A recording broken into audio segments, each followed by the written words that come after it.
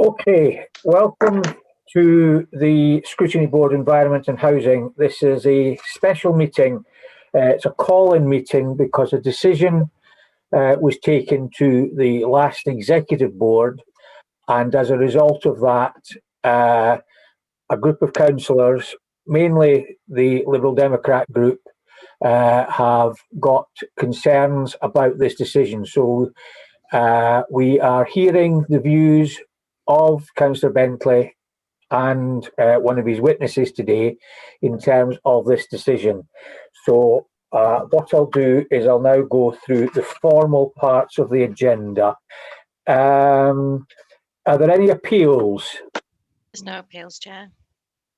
Right. If Helen, do you just want to go through 2, 3 for me? Thanks. Certainly. Under item number 2, the agenda does not contain any exempt information. Under item number 3, there are no formal late items of business added to the agenda, but the board has been in receipt of a supplementary pack which contains some additional information relating to item 7. Agenda item number 4 is, do members have any declarations of disclosable pecuniary interest that they wish to make? And take silence as none. Thank you very much, members. I just as that was happening, Councillor Graham was coming in. Councillor Graham, do you want to disclose, although you've not got any disclosable interests, do you want to disclose any interest at all under item 4? Only that I am a member of the Ground Workforce Trust.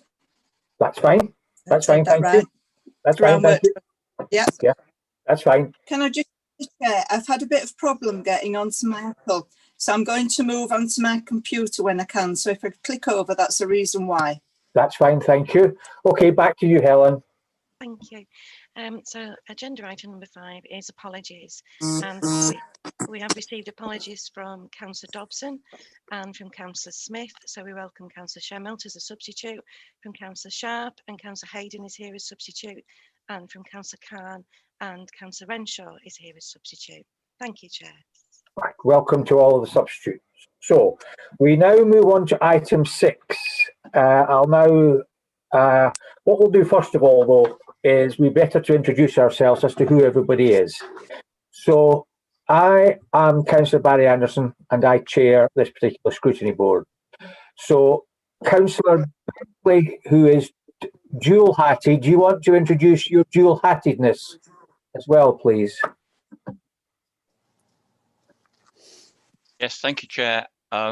Jonathan Bentley, Councillor for Weetwood. I'm a member of the Scrutiny Board, but I am bringing this call in on behalf of the Liberal Democrat group. Okay. Councillor Brooks. Councillor Kayleigh Brooks, Little London and Woodhouse Ward. Councillor Collins. Councillor Dawn Collins for Horsforth Ward. Councillor Gabriel. Angela was there. I'm here. Angela Gabriel, Councillor for Beeston and Holbeck Ward. Okay. Councillor Graham. Councillor Pauline Graham, Crossgates and Winmore Ward. Okay. Councillor Gruen. Hello, it's Councillor Peter Gruen, also from Crossgates and Winmore Ward. Councillor Harland. Hi, Councillor Mary Harland, Kibbets and Methley Ward. Councillor Hayden. Good morning, everybody. Councillor Helen Hayden, Temple Newson Ward, substituting today. Thank you. Councillor Renshaw. Good morning, Councillor Karen Renshaw, Ads and Robin Hood Ward, substituting for Councillor Khan. And Councillor Shemmelt. Jackie Shemmelt, Horsforth Ward, substituting for Trish Smith from Pudsey. Thank you. Now, there are a number of other attendees who are present today. You've already heard from Councillor Bentley, who is the lead signatory for the call-in. Then I've now got Councillor Finnegan. Do you want to introduce yourself, please? Thank you, Chair. I'm Robert Finnegan. I'm a Morley North councillor, and for the sake of transparency, I also volunteer at the Community Hub, which is in the Groundwork building run by Groundwork in Morley. Thank you. Yeah. Councillor Rafiq.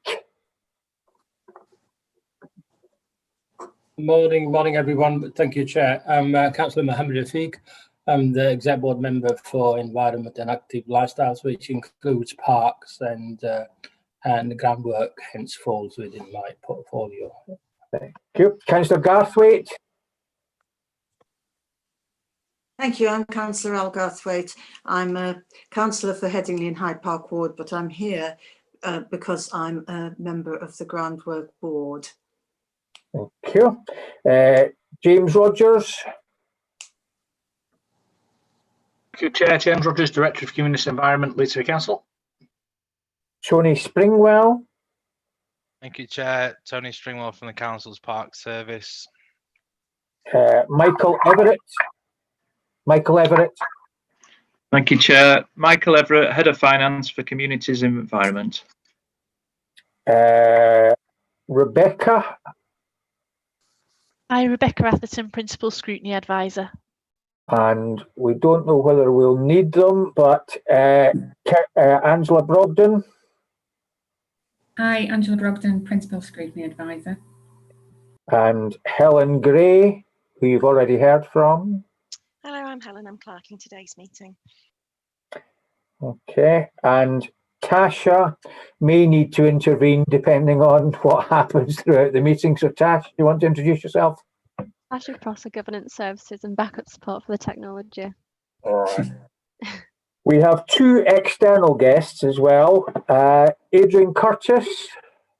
Hi, I'm Adrian Curtis. I'm the Executive Director of Groundwork. And Mr. Trevor Lincoln.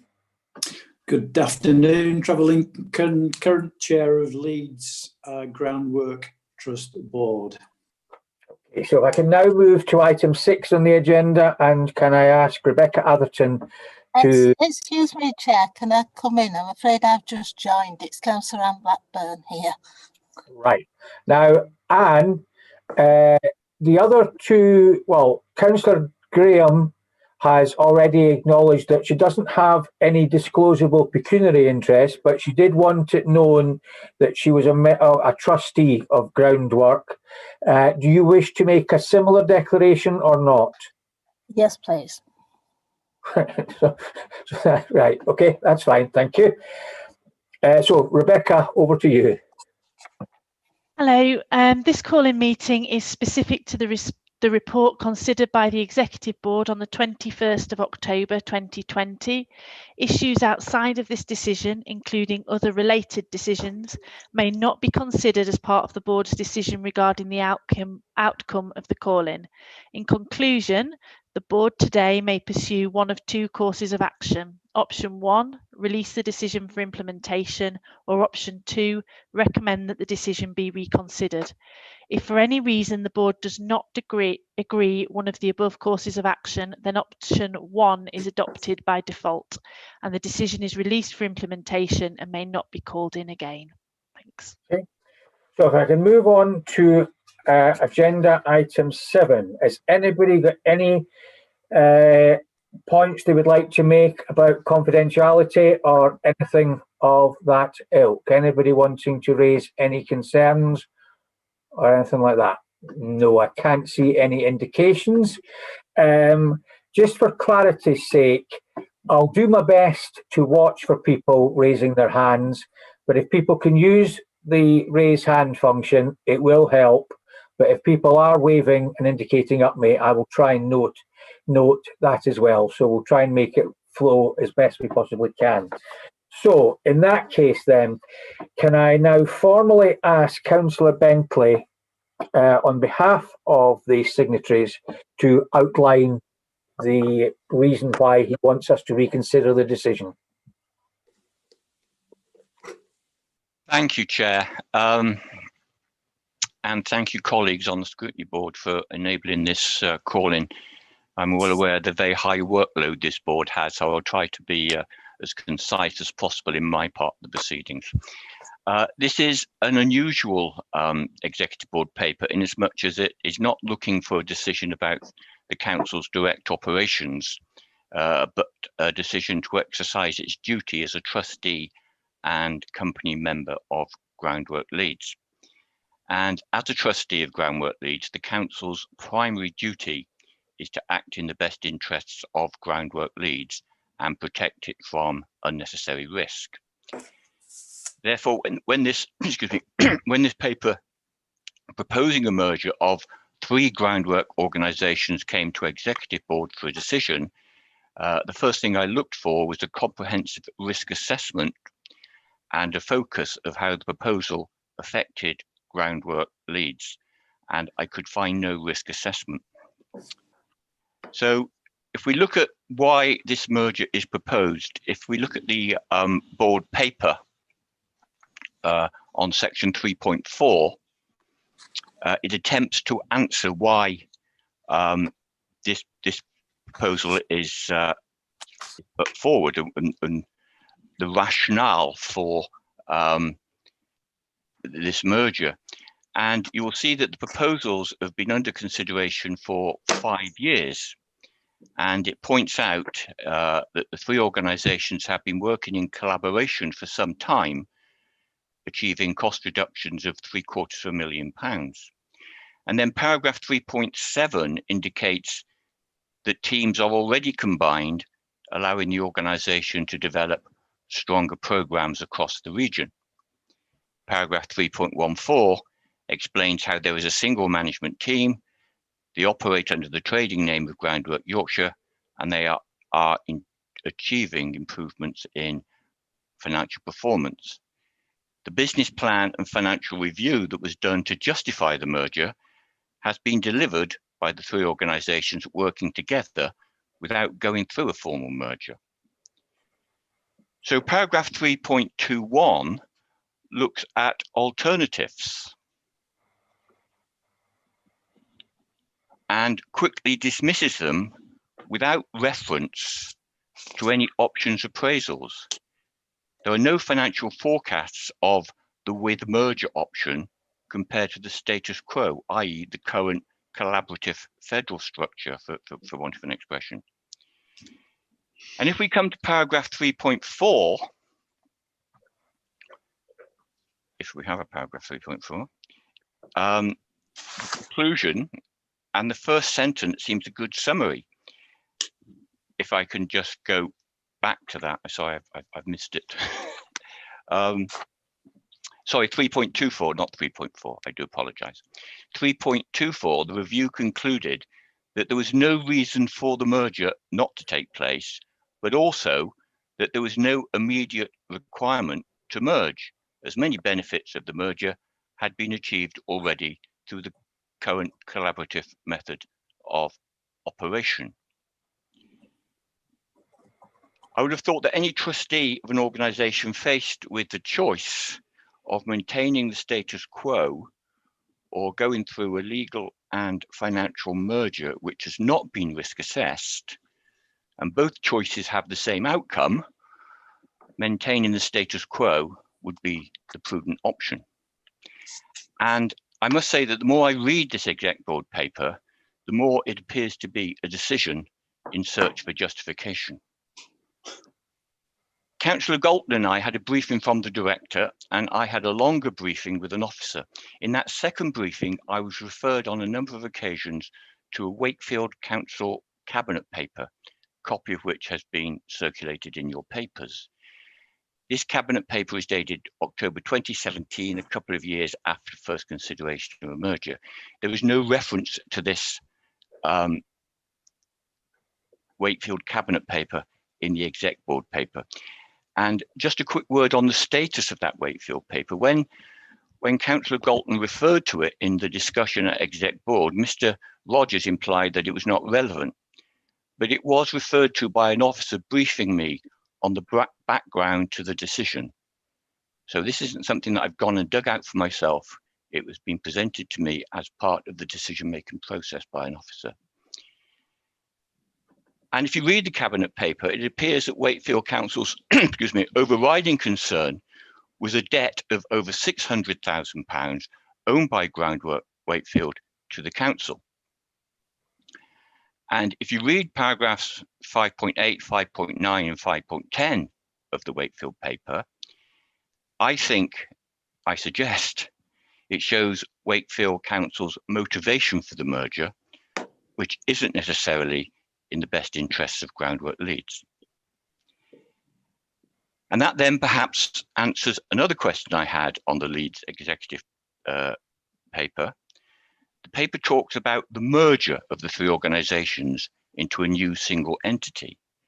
But if you look at the proposal in paragraph 3.2, the proposed structure is the dissolution of Groundwork Leeds and Groundwork North Yorkshire, and the transfer of their assets and liabilities to Groundwork Wakefield. And although Groundwork Wakefield will change its name to Groundwork Yorkshire, it will still be the same legal entity as Groundwork Wakefield.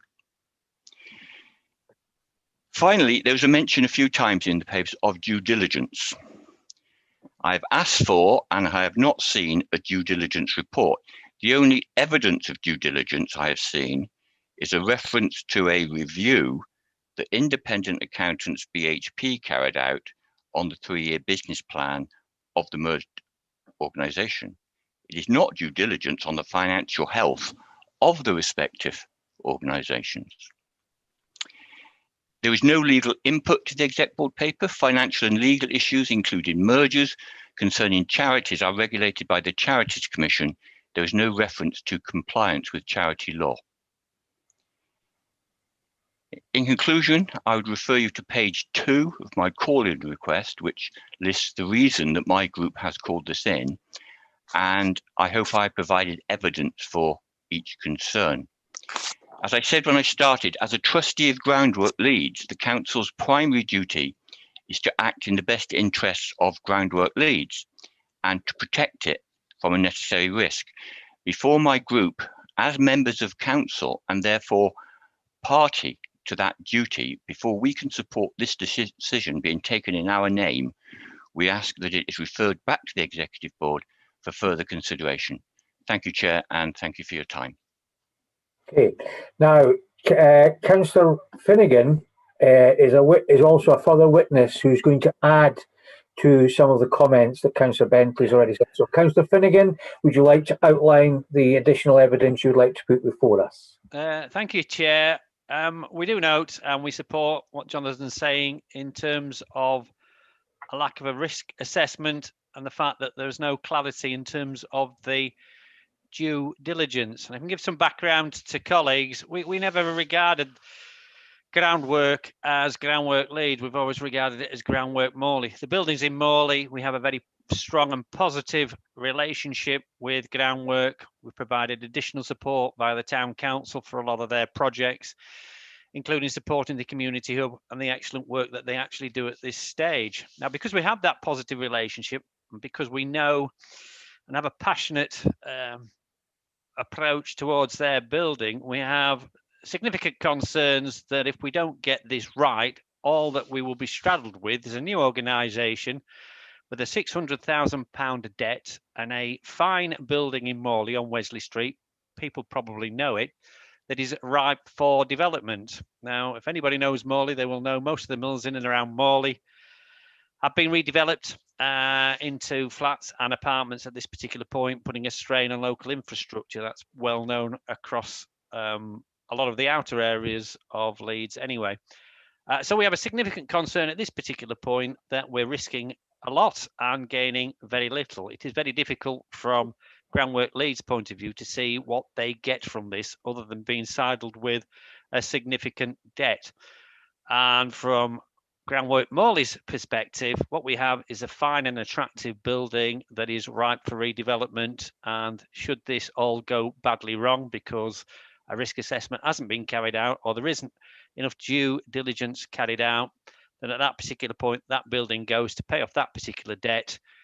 The people of Leeds lose out, the people of Morley lose out, and we have a fine building that is at the centre of a lot of community development in our community, handed over to some developer to make lots of money. So I think fundamentally we want to support what Councillor Bentley is saying at this point. We think it is wise to have another look at this particular decision, to go through and make sure that the risk assessment is absolutely clear, that there's enough due diligence in there, and that we're not putting at risk an asset that is not only an asset for the Morley community, but for the wider Leeds community. Thanks, Chair. Thank you. Right, now, the way that the process will now flow is that I'm going to invite board members to ask any questions of Councillor Bentley and Councillor Finnegan. And then once we've exhausted that part, I'm then going to invite Councillor Rafiq to basically to respond to the points that have been raised, but enabling Councillor Rafiq to draw in the expert witnesses and other people that he has brought along with him today. So questions to either Councillor Bentley or Councillor Finnegan on any of the points that they have raised. Any members got any questions they wish to ask? Councillor Collins. Thank you, Chair. I'm just a little bit confused now about the building. Who actually owns the building then? Is it Groundworks, or could you just clarify who owns this building where they're currently residing in Morley that's potentially at risk, please? To the best of my knowledge, it's owned by Groundwork Leeds, or Groundwork Morley as we know it. I know Adrian's here. I'm sure he can confirm or deny if that's the case. For the sake of clarity, yes. Mr. Curtis, can you confirm the answer to that question? Yes, the Morley building is owned totally by Groundwork. Okay. Okay. Any further questions, Councillor Collins? No? If not, yes? No. Councillor Graham, Councillor Pauline Graham indicated. Thank you, Chair. I'd just like this to be noted in a way that as a trust member for many years, and under Councillor Bentley, if you're aware of a meeting that took place at Morley, I think it was one of the first ones when we stopped meeting in the Civic Hall, maybe last year or the year before, because the meetings have been infrequent since, where everything what you said there was actually raised by other trust members as regarding how it would end if this merger took place and where Leeds' place was, and also the Morley building, Councillor Finnegan, because there's nothing wrong with that building, why it cannot be used and kept the same as it is. And I think there was some mention then of either the market, somebody in Morley wanting to take that building over as well. But I'd just like Councillor Bentley and other members to know everything you've raised. I personally asked exactly the same things, because there was one point it was either Scarborough or Bridlington to move the base to.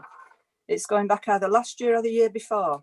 I should have got my papers now, but all this was discussed by members then. I don't want you thinking we just sat there and let all this just go through. Thank you, Chair. Okay, was that a question to me, Chair? Yeah, well, it did start off as Councillor Bentley aware of this meeting, so perhaps I could respond. Yeah, on you go, yes. Thank you. No, I wasn't aware of the meeting. There was no reference to it in the exec board paper. And all I am doing is responding to a decision made on the basis of the exec board paper. I know I'm not allowed to ask you questions, Councillor Graham, but I would be interested, I'm sure the board would be interested, in when you say all these issues were raised by you, whether you got satisfactory answers to them. But I can't ask that question. But if I could, that's the question I would ask. Okay, well, we'll find a way of. So, Councillor Finnegan, you had your hand up and then you took it down. Do you still wish to?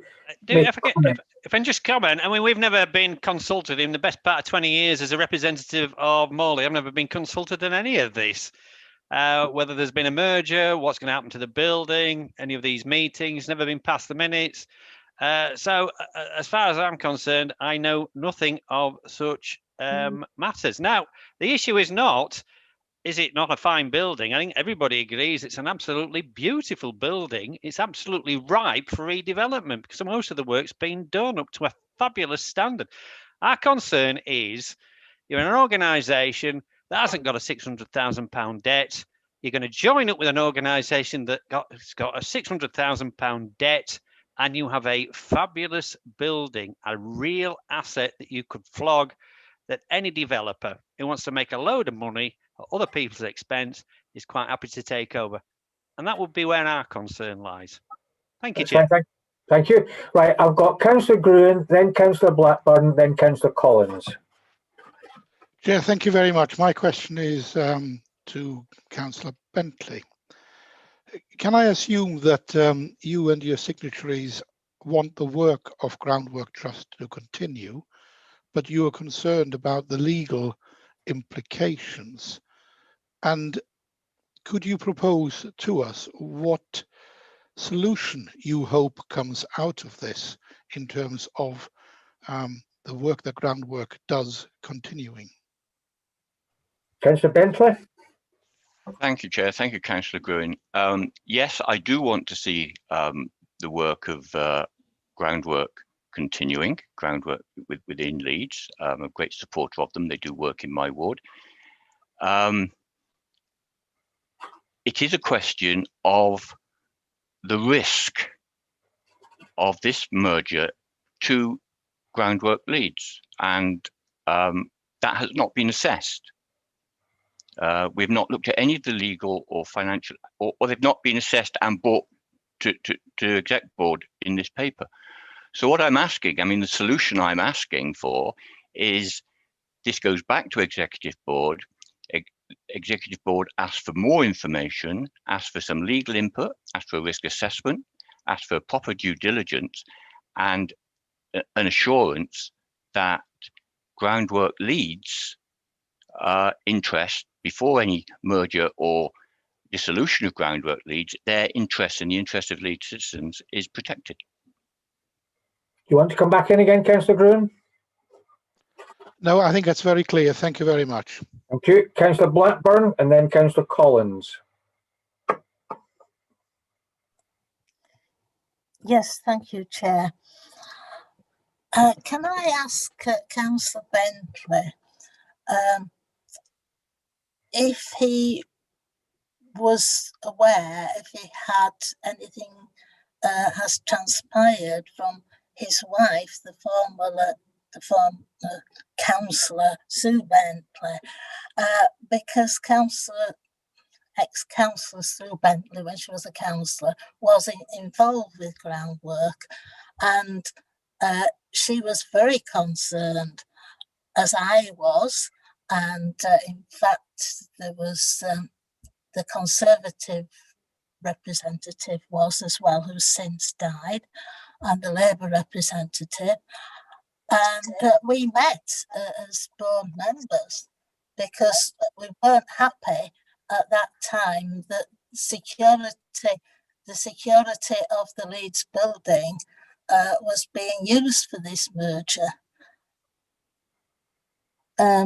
So we did go into that, and that's why it took a long time to get to the paperwork to go to the executive board. And within that time, nobody seemed to take over from Councillor Sue Bentley, which would have been useful. I would have welcomed that. Because we was in a situation that when people go off of things, you know, when councillors decide to retire, or in one case one died, that I was the one that had been with Groundwork for a long time, and other people were coming on new. But and before you go any further, no, I'm not trying to stop you. I'm just trying to make it clear. Are you talking currently as a member of the Scrutiny Board or as a trustee of Groundwork? Sorry, I'm trying to be helpful with the information I have as a trustee of Groundwork. I'm trying to throw it in so that information's there. That's fine. That's fine. That's fine. On you go. And I just wanted to basically ask Councillor Bentley if he had kept up to date with things, because things happened after Councillor Sue Bentley left. And I did thank Councillor Sue Bentley for all the work that she did with myself and the other directors to try and sort things out. And so that's all my question is. Thank you. Jonathan. Yes, thank you, Chair. I think. I'm going to answer in the same way as I answered Councillor Graham's. I think that I am bringing this call in based on what is in the exec board paper. That is what I've got to do. I can't look at external things or related to it. So what's in the exec board paper, what I was told in briefings, that's what I brought forward. Yes, I did happen to know that Alderman Bentley was a member of the groundwork board when she was a councillor, but I'm sure no one would expect me to on live broadcast to disclose conversations I've had with my wife. No, that's fine. Not asking that. Councillor Collins. Thank you, Chair. Could we just have a bit of clarity as to how the trustee arrangements will work if the merger does go ahead? So we're dissolving, the proposal is to dissolve the Leeds trust. So I presume the trustees, including Leeds City Council, will no longer have any responsibility. But will there be any Leeds trustee input into the remaining Wakefield groundworks, even if they do change their name? I mean, what is the plan in the future for some input from Leeds regarding the trustee boards? I'm going to invite Mr. Curtis to respond to that. Yes, thank you, Chair. So, as was mentioned earlier, the new groundwork entity, Groundwork Yorkshire, will come into being. The vehicle that we chose for it was just the simplest one, which is one of the three trusts would continue and rename itself. It also adopts a completely new set of articles of a memorandum and articles of association. Within that, the company membership changes, so that Leeds City Council will be a company member, and I think that was one of the decisions made by the executive board of the new entity. So Leeds' position as a company member is completely guaranteed by that. So there will be a new company membership of Wakefield Council, Leeds Council, a hybrid membership from Selby District and Selby Town Council, just counting as one member, and the Federation of Groundwork Trust remains a member of the new groundwork entity, as it is currently a member of Groundwork Leeds. Hopefully does that answer those questions? It does, but it sort of brings up another one, really. So why isn't Groundworks Wakefield being dissolved then, if you're actually making a new entity? That was I'm sorry, that's a very good question, and I think that again it touched on something that has been mentioned before. Over the 5 years we've been developing these proposals, we've had over 20 meetings, and the main reason why Groundwork Wakefield was chosen to be the vehicle is Groundwork Wakefield owns an asset, Kirkgate train station, many of you will be familiar with, which is worth over £1.2 million. That's an asset that's actually held on a 99-year lease from Network Rail. And the advice we had was it would be easier to not try and transfer that £1.2 million asset between current owner Groundwork Wakefield, which would become Groundwork Yorkshire, and a different entity. So that was the reason that was made. It was made over a number of meetings of all the boards all separately agreed that. Chair, can I just come forward with another question then, please? Yes. Could you just briefly tell us what the assets are for all of the groundworks that will be merging then? So we've just mentioned there's a building in Morley, we've just mentioned this new, sorry, was it a train station? Train station, yeah. Yeah, somebody mentioned something about a golf club. Yes. So what briefly are all the assets? Because I think that would show probably that it's not just the building in Morley that would finance any debt. You've got your assets spread quite wide. Yeah, I'm happy to do that. Yes, so the Morley building is the main asset of the Leeds Groundwork Trust. The Wakefield Groundwork Trust has a 99-year lease on the train station. That's Kirkgate Station, which is currently rented for commercial income. So that's a source of income that's available to the groundwork sort of combined entity.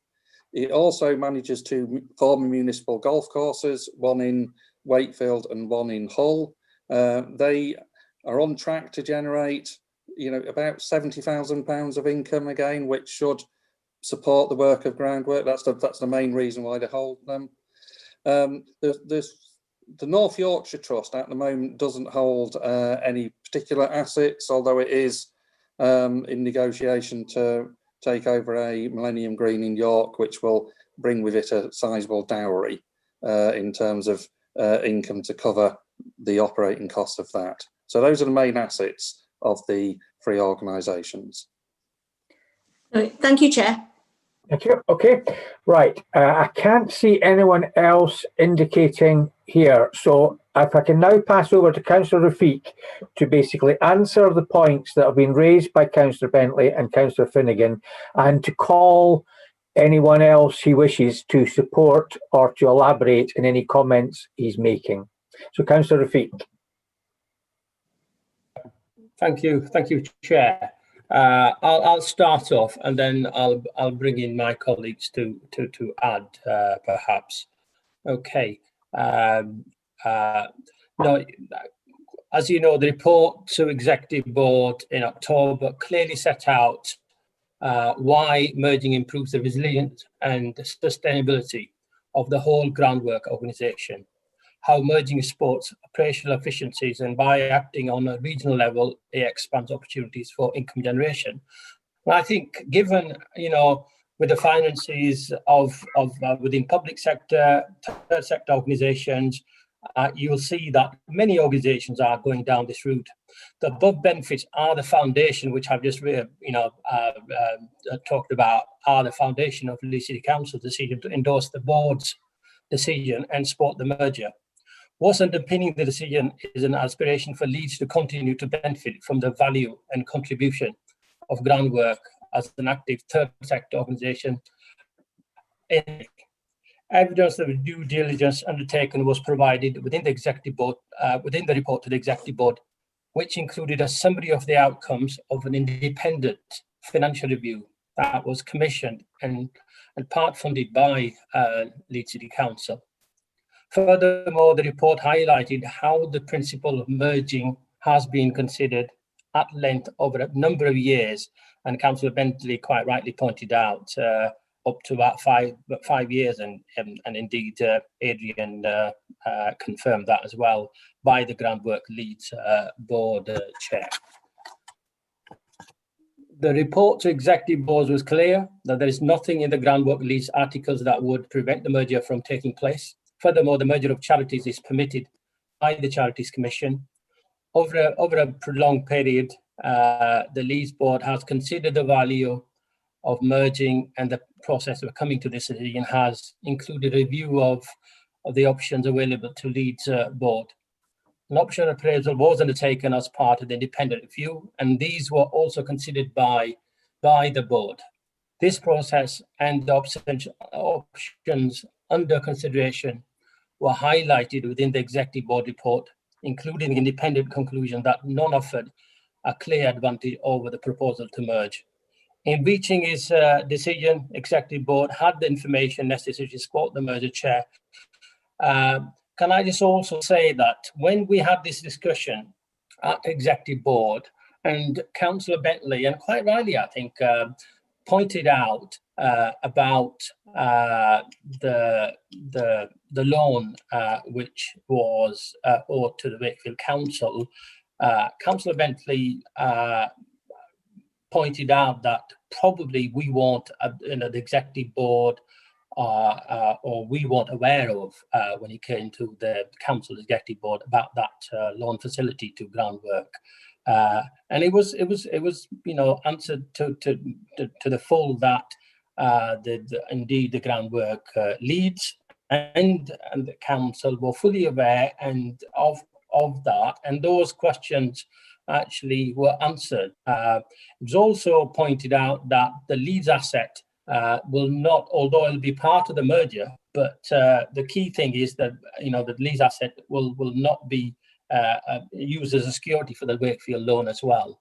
I'll stop there. I'm sure we've got Councillor Garthwaite, who sits on the board as well, and Councillor Blackburn, you've already heard from. And can I just point out that, those who actually sit on behalf of the council, and I believe, that option has been available to other group members as well, but I don't think that has actually been forthcoming. So we've not had any attendances, and these members, my colleagues, Councillor Garthwaite and indeed Councillor Blackburn, have actually been fully involved in the discussions. And perhaps ask Councillor Garthwaite after I've spoken, and then James and Tony and Adrian to add to that. If I can just pass on to Councillor Garthwaite, if that's okay with you, Chair. That's fine. I have noted that Councillor Bentley is wanting to come in, and I've also noted James as well. So, but Councillor Garthwaite, on you go. Yes, just first of all, taking up a point made by Councillor Finnegan, groundwork, as you know, works all over Leeds and indeed far more widely. I myself have worked with groundwork in former years on my local park in Beeston, and we regularly look at what groundwork has done in Hunslet, and as Councillor Bentley said, Wheatwood as well, and all over, working with particularly low-income communities, using landscape architecture to brighten and improve the area, and engaging new communities, training them in skills and so on. So although the building is in Morley, I would say that groundwork's reach is very, very much wider than that. As I think was mentioned, it was open to the Liberal Democrats to have had a representative on the board after Alderwoman Bentley left the council. They didn't choose to do this. And indeed, the late Councillor Wilkinson's place has not been filled either, but the opportunity was there. And my understanding is that when the new board is formed, Leeds would have the option of 3 representatives on that main board, one of them in particular for Leeds City Council plus 2 others, but that so Leeds' influence will still be there, and that there is a proposal that there would be a local board which could be made up of many more councillors, including Councillor Finnegan, if he so wished, to oversee the particularly local issues that may arise and look at what was going on there. So it's not that all influence is being given up. I'd finally like to say, before I'd like to really pass on to the Director, Adrian Curtis, or others to go into the more technical details, but that we have, since I became a member of the board and a trustee 2 years ago, this has been a main topic. We have scrutinised it all really carefully. I'm a trustee of 3 other charities, 2 of which I chair. I am aware of all the issues that have to be gone into when such a serious thing is being proposed. And none of us have done this lightly. None of us at all. That's all I want to say at the moment. Thank you. Right, now, James or Adrian, James, you had indicated to come in. Do you want Adrian to continue, or do you want to come in at this point, James? Can I just come in, Chair, Yeah. just to add to some of the comments that have been made and address some of the early comments from Councillor Bentley and Councillor Finnegan, and then others can come in terms of more detail. I might repeat some of it, but I think it's just probably just emphasising some particular points. Clearly, I suppose roles and responsibilities on this one are quite complex, because actually, ultimately, the responsibility for decisions about Groundwork Leeds rest with the board of Groundwork Leeds and not the City Council. But clearly, in this particular case, because we're talking about a merger and effectively a dissolution of Groundwork Leeds as part of that merger, the member, as a member of that company, that would need our approval, hence why the report was taken to Executive Board to seek that support for the decision ultimately of Groundwork Leeds Board to progress with that merger. I would just support the comments that have been made by members that this has been a long drawn out piece of work that has been undertaken over a period of at least 3 years. And not least because actually the Groundwork Board the Groundwork Leeds board were keen to make sure that all of the questions that have been posed by Councillor Bentley and Councillor Finnegan were addressed by the board in terms of moving to a position where a merger could actually be supported. And you will note from the papers and decisions of other members that we're the last one to provide our support for this proposed merger as a consequence of that detailed work that's been done.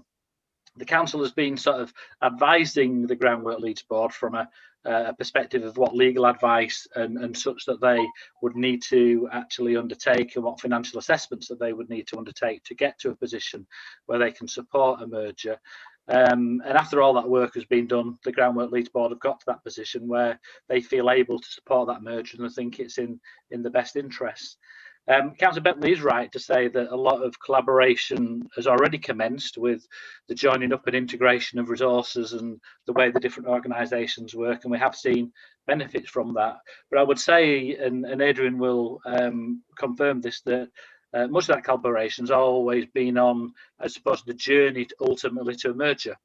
In terms of that being the expectation, in terms of the totality of the benefits that can be gained from a complete merger that can take place in due course. I think it's right to say that clearly the Morley asset has been a key focus of discussions for ourselves and Groundwork Leeds board over the years, and we were particularly concerned at one point when the report that Councillor Bentley refers to, that was reported to the Wakefield Cabinet, suggested in there that the debt that was owed to Wakefield would be best secured on the Morley asset, which clearly we were not happy with. And I'm pleased to say that, and this is what I reported to Executive Board, I didn't say it wasn't relevant, it was clearly very relevant, but things have moved on since 2017. And what's now transpired is that the debt that is owed to Wakefield is actually secured against the Wakefield Kirkgate Station asset rather than the Morley asset, which was originally proposed in 2017. So things have moved on somewhat since that particular time. If you ask me why that was proposed by Wakefield at that time, I think the simple reason is because the Kirkgate asset was probably more complicated in terms of securing, because it was a lease with another third party which had to be part of that deal. However, those discussions have now taken place and that's been resolved. So I don't think that should be too big an issue. I think the report also seeks to indicate at paragraphs 3.32 to 3.34 the strong feelings of both the City Council and the Groundwork Leeds Board that they have in terms of the Morley building, and how they would continue to want to see that as part of the future of Groundwork Yorkshire looking forward. And again, I'd welcome Adrian's comments in terms of Groundwork sort of perspectives on the Morley building looking forward, which I think would be particularly helpful. I think I'll end that there, Chair, but happy to come back on any particular points or questions if members have any. That's fine. I have noted, as I said, Councillor Bentley and Councillor Finnegan are wanting to ask questions, but Mr. Curtis, you've heard what's been said, and so can you clarify any of the points raised by Councillor Bentley or Councillor Finnegan, or reinforce what some of your colleagues have already said, please? Yeah, I'm more than happy to do that. Yeah, so definitely the Wakefield salary, or the loan from Wakefield Council to the Wakefield Groundwork Trust, is secured against the Kirkgate asset. That, I think James was quite right. The only reason why the Morley asset was ever put into the mix there was because of it was viewed as something that would take a couple of years to resolve, and to be honest, it did. It was very not complex. Just took a long time to talk to Network Rail and get them to agree to that. There was no risk that they wouldn't. It's just, I think some members of this board will be familiar with dealing with Network Rail. It can take time. Regarding the reviews, the BHP review has been mentioned. That was a significant piece of external scrutiny, and it did conclude, as had been mentioned, that the best option was to merge, as we had previously decided as boards. Now, there had been further internal reviews work, and we had some colleagues from other parts of the Federation who had come and done some review work a few years ago. And I think I would go back to, it is literally in 2015 when we first started looking at the options, and at that point it was agreed that merging was in the best interests of groundwork as groundwork. That's a view that's been supported consistently by the Groundwork Federation Board. It actually mirrors of what we're proposing to do here in Yorkshire. It is something that is now being mirrored across the country, again for reasons that have been mentioned. The scale of financial challenge that groundwork trusts and many other charities and other organisations are facing is sizable. So at the start of this process, one of the drivers was that central government funding that we received was being removed, and that took over £700,000 of income away from groundwork for doing its work. We needed to find alternative sources. One of the things I think that I touched on that Wakefield's bring to the collective table is a number of commercial trading entities, which again, I think that the whole process identified that there needed to be some improvements in the way they were run. We've delivered those improvements. They now make a significant contribution to the costs of running groundwork in Yorkshire. Without those contributions, it would be very, very hard for the individual trusts to sort of split themselves apart and exist separately. There was a collective agreement again to actually concentrate all of our administration and most of our service teams in the Morley building. That is something that was done willingly, and that again also allowed us to save significant sums of money by moving away from our main base in Wakefield at the time. So again, there's a real commitment from Groundwork to make Morley the centre of our operations throughout Yorkshire, and I think that it's a great location for doing that. And I think that all of our plans are based on the fact that we'll maintain this building and continue to operate services out of it. So I'm more than happy to provide any further specific questions or answers to questions if they are there, Chair. Thank you. Right, Councillor Bentley, then Councillor Finnegan. Thank you, Chair. I'm happy to leave my comments until I sum up. Fine, thank you. Councillor Finnegan. A couple of comments and then a quick question, if I may. Chair, I remember, I've been around a long time. I remember when it used to be Groundwork South Leeds, if memory serves me well, with the glorious Brian North. For those of us who've been around a long time may remember Councillor North and his unique approach that he brought to the political world. The issue is, I've been around since 2002. The MBIs have been around since 2004. We've never been consulted on any of this. We've never been offered a position on the board. We haven't been spoken to, notwithstanding that the building stands within the Morley area. So just make that clear. Never offered a board position, never consulted. Even when this report came out, and it's based upon the Morley building, we never got a briefing. The only way I found out it was from Councillor Bentley's rather generous offer to allow me to speak on this particular issue. The question that I've got is a guarantee being offered that the Morley building is never going to be, regardless of how badly things go with Wakefield and other sorts, Morley's building is never going to be one of those that's under threat? That's the question that I'd ask. And if it isn't, then clearly I've got fewer concerns at this particular point. Now, I understand the issue of Kirkgate Station, notwithstanding if anybody's visited Kirkgate Station, how the hell that makes any money is beyond me. But leaving that aside, I'm sure people with finer minds than mine have had a look at it and are assured that Kirkgate Station is a fabulous investment for the future. Outside that, are we absolutely clear that whatever we were getting from that, that we're in a position where that's going to provide enough income to pay back Wakefield Council, and they're never, ever going to come after the Morley building? That's the question I would ask, Chair. Thank you. Right.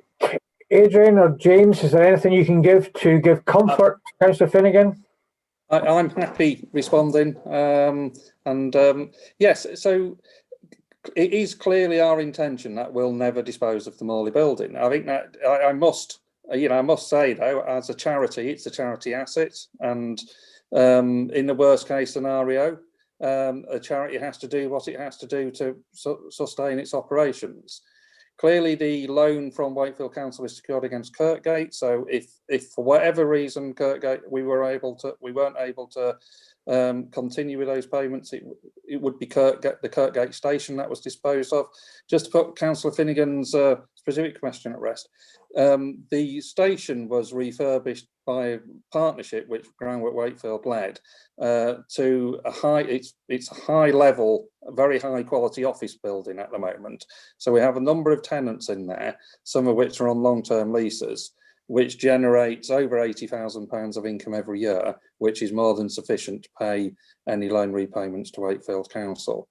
I think that it has been transformed, I must say. When you look at the pictures of Kirkgate Station, you know, several years ago, it was I think the worst station in the country. I think actually one famous statement about it. So actually, it is a very good source of income, and I'm pleased to say that despite the rigours of the pandemic, most of our income has held up well in there.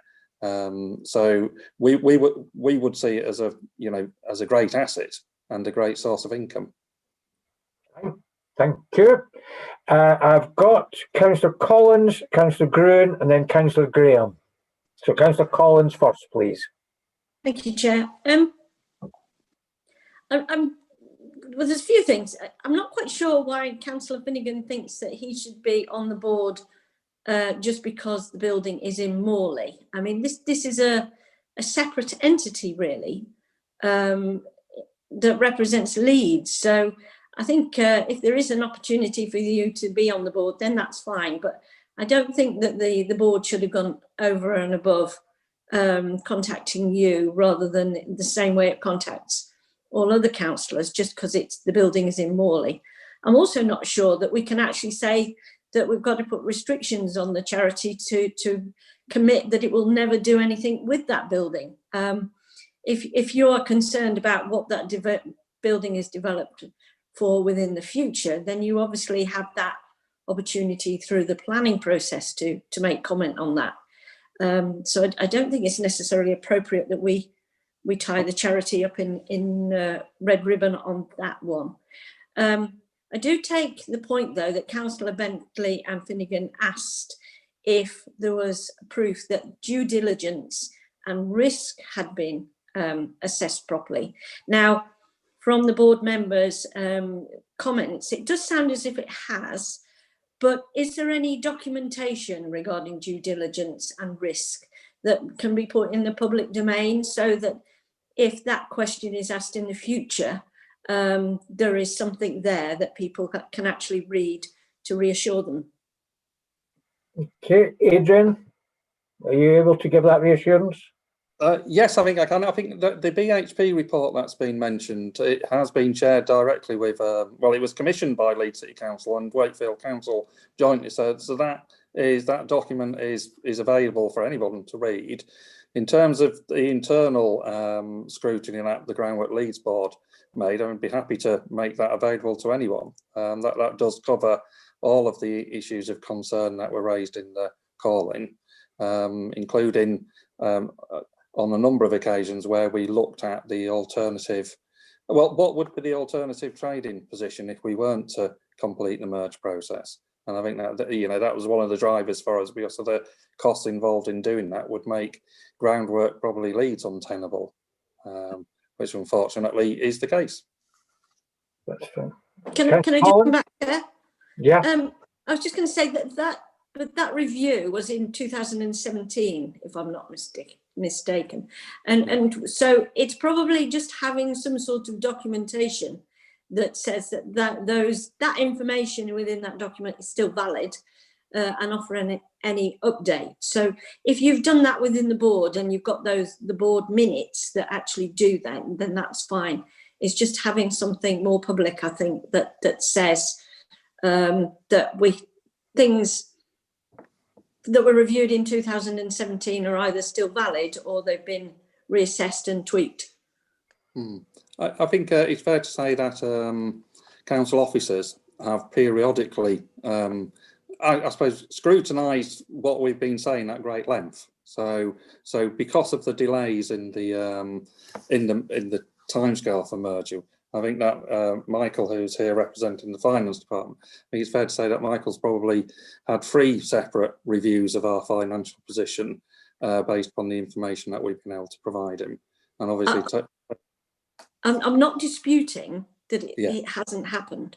What I'm trying to say is what documentation is there, up-to-date documentation is there that summarises that to show anybody coming in externally and been wanting to find out what had happened since 2017 can read something to reassure them that things have been done properly. Yeah, and that certainly exists because we've had to provide it in a sort of updated format on a couple of occasions. But if I'm a member of the public and I say, please can you send me the update, what would you send me?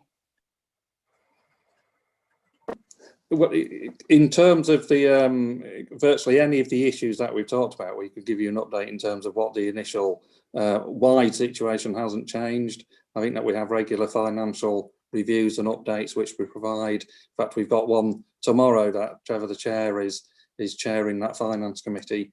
So that again proves the value of our 3-year business plan projections and that we're achieving our targets. So I would say that depending on the nature of the question, we'd be able to answer any of the issues raised in the call-in report. And are all those meetings minuted? Yes. Okay. Yes. So all of our finance and board meetings are properly minuted. Thank you, Chair. Are these then put on a website in the public domain? We don't hold them on a. We don't hold them on the website, but we do keep full records here at the charity headquarters. So they are available if people would like to ask for them. Is that something that you would consider when Groundwork Yorkshire starts running, that you would start the transparency at that level? There's absolutely, yes. I mean, it's just traditionally we've held them all on paper records. There's no reason at all why we wouldn't create electronic copies. That's right. Okay, right. So I've got Councillor Gruen and then Councillor Graham. I think Mr. Curtis got to the issue that I wanted to raise in a recent response, and it's about the financial position over the years. And I really want to ask this of James Rogers in terms of some independence from that Groundwork board. There isn't much information about financial issues in the paper. What I read leads me to conclude that there have been financial problems for some time. And I wonder, has Groundwork operated with a financial deficit over the years? It's an ongoing situation and they've not been able to square the budget, or is it something that's happened recently? They've had good income, etc., and then something's blown them off course. And it is the merger that's proposed predicated, and I think that's what Adrian was, I think, saying to us. Is it predicated on the fact that if there isn't a merger, then the Groundwork organisation will become insolvent? James?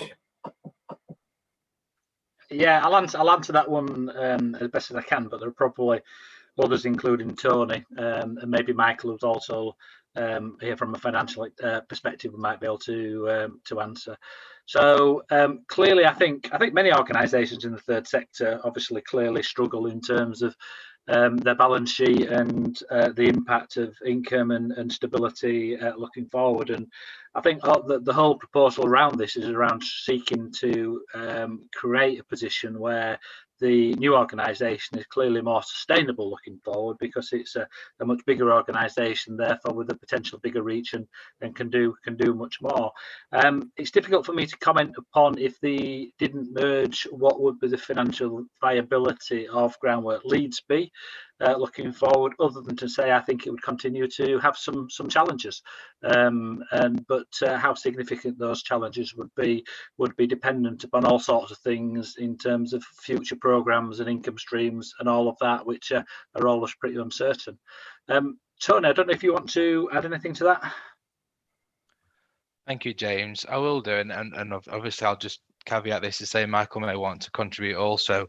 I think the BHP report undertaken in March 2019 did include a review of the 3-year business plan. Within the report to Executive Board at 3.15, we did try to make reference within that at what the financial output has been for the organisation based on the fact that have they actually realised the numbers that were forecast within the 3-year business plan.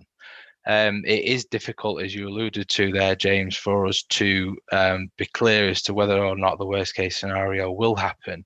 What officers sought to do in advance of Executive Board within sections, forgive me, 4.42 through to 4.44, was to give some due regard to what the impact had been at the present position, what the impact of COVID may or may not have been on the business case, and that was outlined to Executive Board. In terms of previous trading arrangements, I think it'd be fair to say that there have been challenges previously, and it would just brings back to the fundamental objective of merger, which is to provide a more sustainable footing for groundwork moving forward in order for its activities to continue.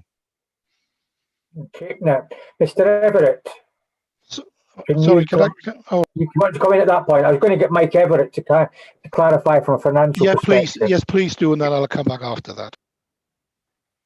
So what's your take from the financial side, Michael? On the financial side, Chair, if we rewind 2 or 3 years, 2017, when we first started to review this, when the merger proposal was put on the table, we were presented with a business plan, the 3-year business plan. And I think it's fair to say that at that time, it wasn't conclusive whether the assumptions in the business plan would materialise, i.e. whether it was capable of achieving a surplus position. So we spent quite a bit of time over the last 2 or 3 years looking at the position and reviewing the position. Because I think if we go back to 2015, 2016 time, the combined organisation was making deficits.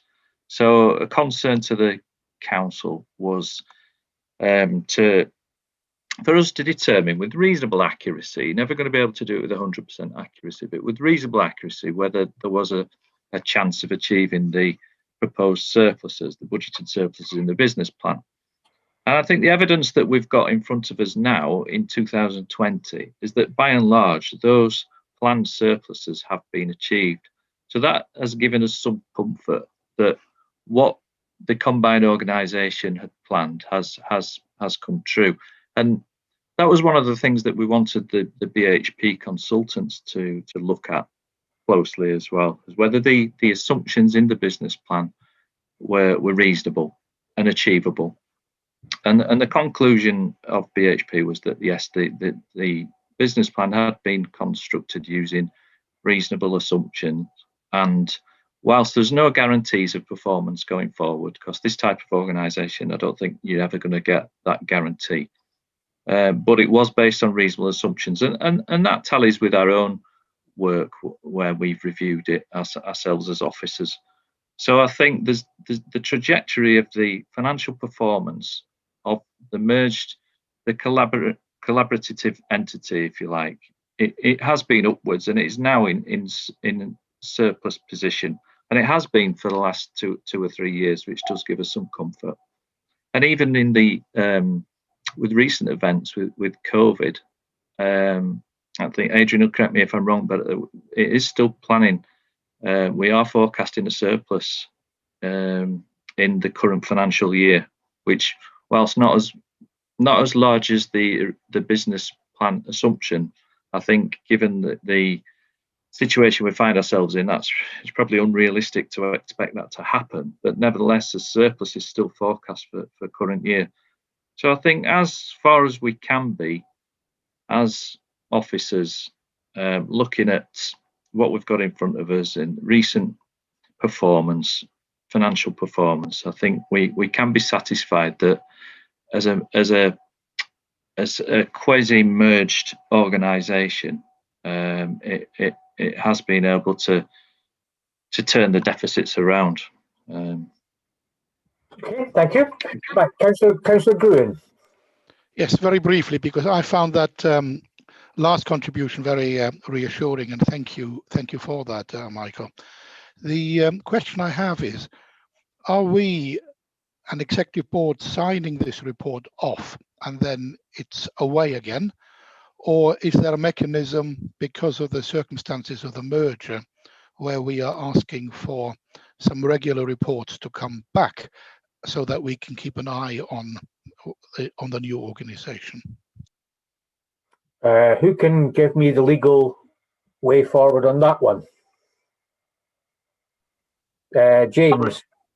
I'll respond, Chair. I think from a legal perspective, all executive board are doing is giving their support as a member of Groundwork Leeds as a charitable organisation for it to progress with the merger. We haven't stipulated any requirement to report back, but there is no. We will obviously continue to work closely as officers with Groundwork Yorkshire when the merger proceeds. We've got members on the board, which gives us some reassurance that we're still close to the new entity. And I don't see any reason why in due course there couldn't be a report back to update members overall of Executive Board on progress of the merger and how things have developed. Okay, thank you. Do you want to come back again, Councillor Gruen, or are you happy with that response? Welcome the response, thank you. Sure. Councillor Graham.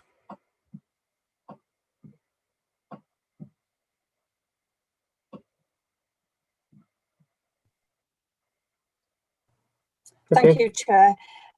A lot of my questions have been answered there, and Tony, thank you. That was a very good response that you gave, Tony Stringwell. I'm just going to say, to remind people of this, what started off as a volunteer Groundwork Trust, and Councillor Harlan will remember Frank Edwards, who was one of the originators working with the youth offenders and volunteering for other people's gardens and things. We know a lot of that has gone by the by because now it's a company business. I hope we're not going to forget that. And I think somewhere along the line, Frank should be mentioned and other people who started this, because it's certainly moved off from what it originally was. But I just hope that Leeds City Council aren't going to be left in a position of any bailing out. I hope that's going to be covered. So thank you, Chair, and thank you for all the comments. But please let's remember the originators of the Groundwork Trust. Thank you. In respect of the point that Councillor Graham just made about any bailouts or anything and liabilities for the council, am I correct in saying that the council's liability is £1? That's correct, as I understand it. Right. Right. Yeah. So the worst it can be for the council is £1. Yeah. That was my understanding of that particular point. Okay, anybody get any other questions they want to ask of Councillor Rafique's team that he's put before us today? So in that case, I'll now like to, what I'm planning to do is to call Councillor Bentley to basically sum up what's going to happen. But first of all, because I want to leave almost the last word to Councillor Bentley, is there anything, Councillor Rafique, that you want to bring to the board's attention before I invite Councillor Bentley to sum up where he feels we are? Yes, Chair. I mean, I think can I thank all the colleagues for their contributions. I'd just like to add that the Groundwork Leeds is a very valuable third sector organisation in Leeds, and merging with neighbouring groundwork organisations will provide stability, improve prospects of income generation, and will therefore safeguard the delivery of projects, programmes and activities by the organisation in Leeds. So that's the whole idea of the merger. And as a member, as quite James and others have quite correctly pointed out, we as the executive board of the council, we're a member of that organisation. So taking all that into account, we've actually made that decision. So given what we heard today, and I hope the members will support to release the decision. Thank you. Thank you. Councillor Bentley, do you want to now up? Oh, right. Hold on. I've just been asked a question. Mr. Lincoln, as the chairman, is there anything you want to add before I invite Councillor Bentley to sum up?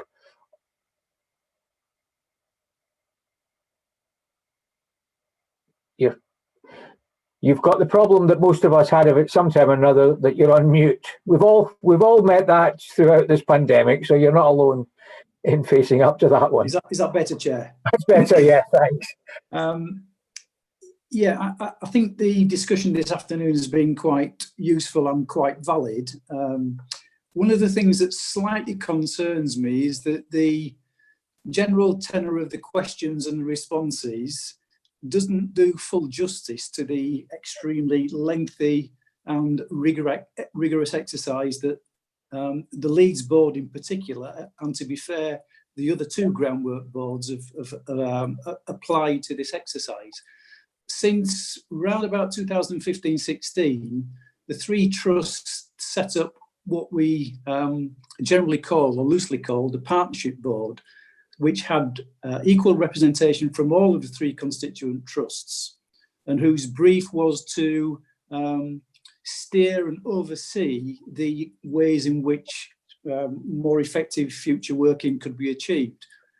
I have represented Leeds on that partnership board, as did my predecessor as chair of Leeds, Stuart Baker. Other board members have been on there, including Councillor Graham. And I think it's fair to say that at every step of the way, the process has been challenged. And certainly, so far as I'm concerned, and I think many others, the due diligence requirements placed upon us by board members, certainly in respect of Leeds, have been exercised quite, to use my favourite word again, rigorously. I can understand, because I have been part of the debate, the concern about the relationship between the use of the Morley premises in Leeds as perhaps a security for the Wakefield debt.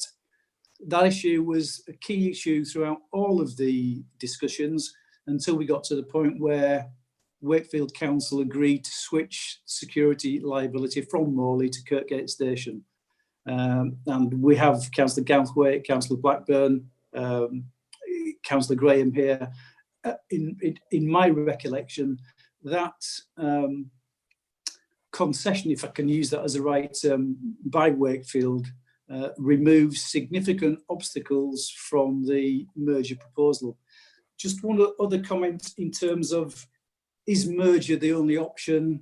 Are there any other options? I think various people have commented that all three trusts over the last 4 or 5 years have been operating at the margins of solvency. And if you look at the accounts, we all have published accounts, that the evidence is there starkly. We have achieved, by operating within this loose partnership, some phenomenal savings of economies of scale and operational costs. But it's fair to say, it's accurate to say, that still operating as three independent trusts, three independent legal entities, is incurring costs for all of the organisations. Adrian and his team are servicing 3 independent boards on a regular meeting cycle. We are operating different IT systems. There are some substantial still financial synergies that we can achieve. So from my personal point of view, and as chair of the Leeds board, I think the case for merger, formal merger, has been well researched, well debated, and it is there to be made. I'll have my comments there. Thank you very much. Thank you very much, Mr. Lincoln. Right, Councillor Bentley, would you like to sum up from your perspective, please? Thank you, Chair. Yes. And can I thank everyone who's attended the meeting, the officers and members of the board. I think it's been given a very thorough airing, and I'm satisfied with the way it's gone, and that we've been heard, the call-in has been heard, and questions have been answered. Perhaps in summing up, I just sort of pick up on something that Mr. Lincoln just said about not enough recognition has been given to the amount of work that has gone into this and the options and all this stuff. Well, the reason it hasn't been is because the exec board paper was extremely light on all of that. There was, you know, we had Mr. Everett talking about the finances, that we had 3 years of delivering the plan and achieving the financial performance without merger.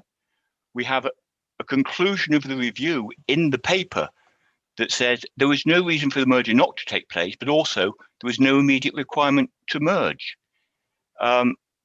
What would be useful in the paper, and if it's available, it'd be useful to see it, is some analysis of where the value is added from the merger. We're saying we're getting everything out of the BHP review, but we're going to merge.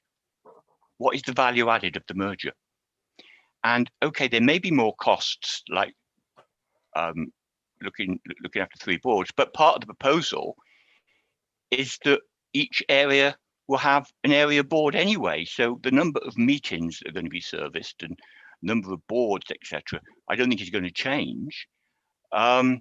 So I don't think there's enough transparency about the legal merger, the benefits of legal merger, rather than working in the current partnership, federation, whatever you want to call it. So that's sort of my main point. And I think if we could get whenever I've asked a question, whenever the questions have come in, the answers from the officers and from the groundwork team is, oh yes, we've done that, we've got that. Well, let's see it. Let's have that transparency. The due diligence that people talk about, the BHP, that wasn't a due diligence, that was a review of operations, which produced a business plan, which they said was viable. When I talk about due diligence, if 3 organizations are merging, like in the commercial world, when organizations are merging, you do due diligence on the financial performance, everything in each of those 3 organizations to see what the new organization is taking on. There's no evidence of that as due diligence. And again, Councillor Rafiq, when he started telling me all the questions in my call-in have been answered in the paper. Well, they're not. He must be reading a different exec board paper to me. Otherwise, I wouldn't have spent a lot of time generating this call-in. And it's not only this meeting that I've been asking questions. I had a briefing with the director. I had a briefing with officers asking the same questions and not got the responses. And I think not only is Councillor Rafiq perhaps reading a different paper, I think he must have been at a different meeting, because I wasn't at the exec board meeting. He tells me all the things I was saying and asking. So Councillor Galton was there and simply highlighted the fact that there was a reference paper, the cabinet paper from Wakefield, which wasn't referenced in the report. So I'm quite happy if the result of this is going back to the exec board saying, we think the answers are there, but make sure they are. But if they're not, we need to do some research and get to them. If this report as it stands is released, and that decision is released, I don't think that the council has carried out its duty as a trustee and company member of Groundwork Leeds to ensure that the merger has no unreasonable risk to the future of Groundwork Leeds. I'm happy for all those answers to come forward. I hope they do, and I hope the merger, if they do and the merger is viable, it goes ahead and produces increased performance and expands the work of Groundwork, which I thoroughly support. But based on the paper and based on what I've heard today, I don't think it should be supported to go forward. I think it should have go back and get some of these answers that people say are there. Just submit them. Right. Now, that's all. Thank you, Chair. Thank you. Councillor Rafiq, do you want to say anything? You did indicate that you wanted to come in part of the way through what Councillor Bentley was saying. So do you want to just briefly sum up? Yes, Chair. Can I just say, it was correction, it wasn't Councillor Bentley, it was Councillor Galton at the meeting who raised some questions about the report at Executive Board. And the primary, point Councillor Galton raised was about the Wakefield loan and the fact that we may not have been aware of it when it came to Executive Board. And that was answered, that very well and in detail, that we were well aware of the report and the fact that Leeds asset. Now, can I just say, I mean, despite the fact that we've gone through, and I think some really valid questions have been asked by and trying to get to the conclusion and talking about the financial stability of the organisation and the reasons behind this merger. And I think the way Trevor Lincoln summed it up is it's not rocket science that given the financial climate we're in at the moment, and given how we, particularly those in public and third, and indeed the private sector, the way we're affected, I think it makes sense to actually to merge background office functions and to reduce those costs. So I think the questions, Chair, without going on for too long, those if some of us had any concerns, I think they've been answered today, and I recommend that the decision is released and we move forward with it. Okay, that's fine. Thank you. Right, so we're now in the position where we need to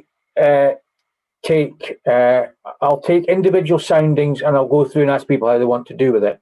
But I just want to check with Becky in terms of the default position is option 1. The default position is option 1. But we've heard some comments today, and when I got my briefing on this beforehand, I made similar comments. For example, in terms of the Exec Board report under item 7, where it says background documents, on the Exec Board report it says none.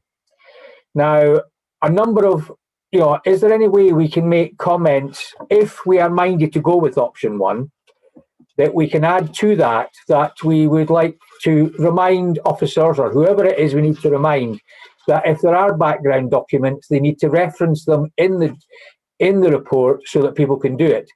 The example I would give would be the Wakefield Board report. So that could then have come under section 7, and that might have got some of the other reports that have been referenced, which I think have answered some of the questions that have been raised by Councillor Bentley today, have been answered by some of the other documentation. We've also had Mr. Curtis confirming that whilst they hadn't been published via any internet source, a lot of the documentation that the board had discussed through minutes and that had been properly recorded. So that could have been made available to exec members if they so wish. If they didn't want to take it up, that's their free will.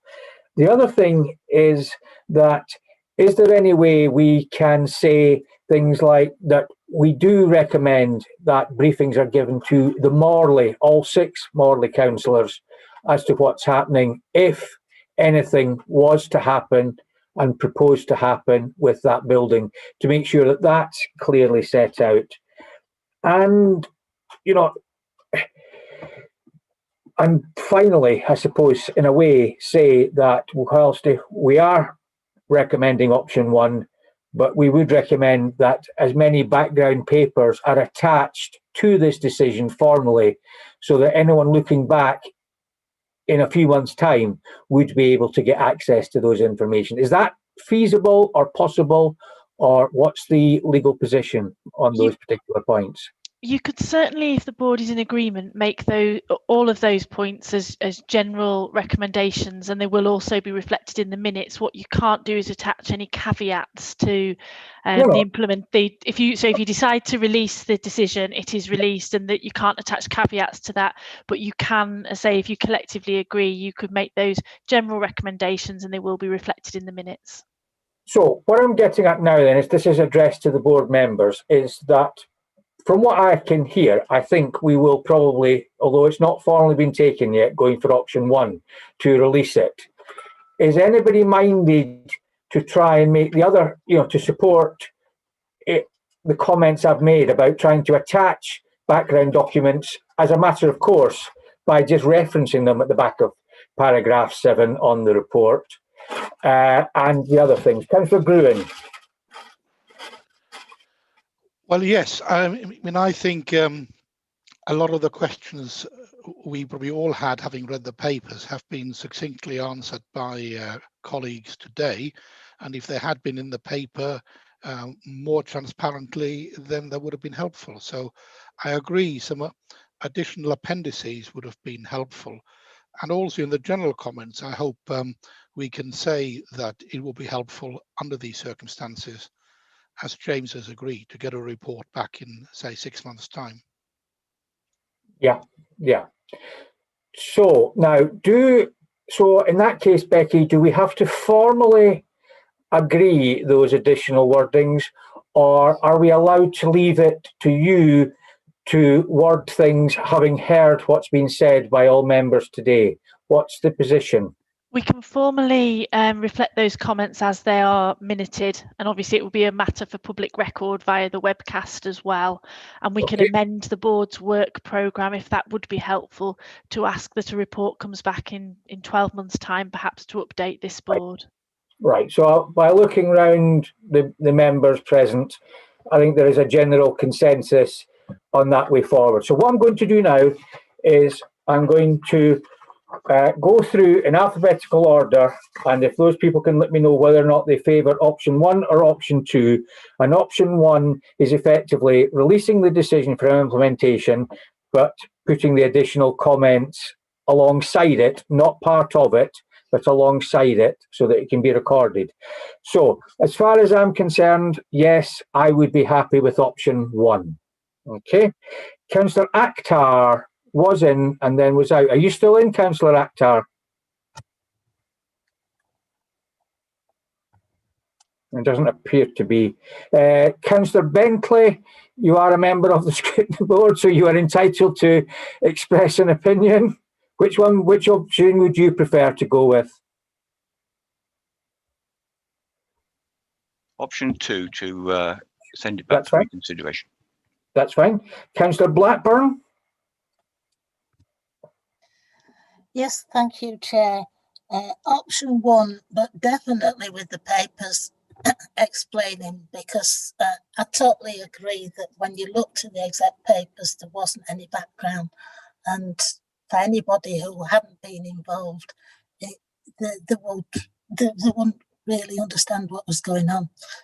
So, one, please. One thing. Councillor Brooks? Option 1, Chair. Thank you. Councillor Collins? Option 1, Chair, with the side request for additional information. I think we also mentioned during the meeting that it'd be nice if the new organisation was able to have more transparency on its website. I don't know whether that's something we can put as a side request as well. But option 1, Chair.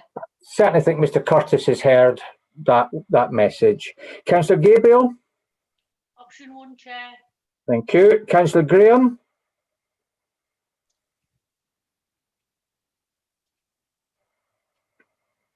If you want, as long as you're not going to give me a rude signal, you can put your finger up if you want to do it done that way. There we go. Option 1, please, Chair, and I would never be rude to you. Thank you. Thank you. Councillor Gruen? Also option 1, Chair. Thank you. Councillor Harland? Option 1, Chair. Councillor Hayden? Option 1, Chair. Thank you. Councillor Renshaw? Option 1, Chair. And Councillor Schemmelt? You're on mute. It's better. Apologies, Chair. Option 2, I would prefer to see some, however brief, some further up-to-date information as to where they're at. Okay, thank you. So, you do agree, Becky, that option 1 has been passed by a majority? I would, Chair. Chair. Oh, yeah. Hi, Chair. Yeah, Councillor Akhtar, yes. Yes. Yeah, I was trying to say hi, but obviously then I realized I was on mute. Yeah, it's option 1 in my case as well, sorry. That's fine, thank you. Right, so that's been shown. What we have resolved to do is to release the decision for implementation with some additional comments being made by the board back to the executive board and also to the relevant officers as well. Anything you want to add, Becky, that we need to do? No, I'll arrange the necessary paperwork to go out after this session. So can I thank you all for your coming along today and to dealing with this in a manner, I think, which shows the quality again of scrutiny in terms of the way that we can ask the questions that other people are asking, and we have an opportunity to do that. And can I also thank Councillor Bentley for bringing it forward as well, because again it shows the benefit of scrutiny.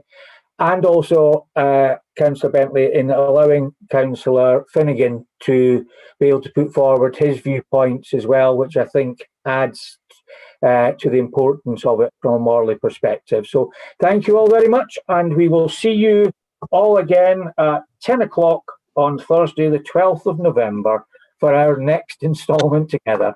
Thank you all very much. Bye bye. Thank you, Chair. Thank you, Chair. Aren't we all lucky?